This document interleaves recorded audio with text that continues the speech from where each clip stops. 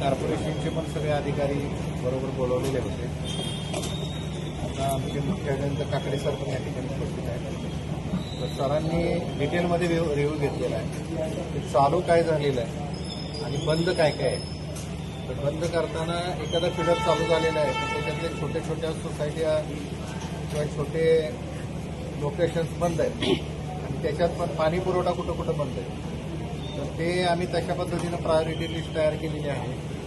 ज्या ज्या ठिकाणी वॉटर लॉगिंग आहे, पाणी असल्यामुळे आम्हाला तिथं फॉल्ट काढता येत नाही आणि केबल चालू करता येत नाही, त्या ठिकाणी त्यांनी ह्याची कॉर्पोरेशनची महानगरपालिकेची मदत दिलेली आहे.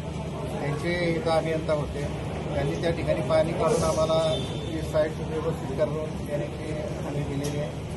आणि त्याच्यामुळे आता एकंदरीतच ज्या ठिकाणी आम्हाला एक्स्ट्रा मॅनपॉवर पाहिजे तर मॅनपॉवरसुद्धा एक्स्ट्रा आम्ही तयार करतोय. काकडे सरांनी जेवढे ज्या ठिकाणी मॅनपॉवर लागेल तेवढी सगळी उपलब्ध होणार आहे, एजन्सी उपलब्ध होणार आहेत आणि मग त्या पद्धतीनं आम्ही नियोजन करून आता जेवढा काही वीज पुरवठा आपला सुरळीत करायचा राहिलेला आहे त्याच्यात प्रायोरिटी घेऊन आणि पाणी पुरवठ्याला पहिली प्रायोरिटी आणि त्या पद्धतीनं आम्ही हा वीज पुरवठा सुरू करण्याचे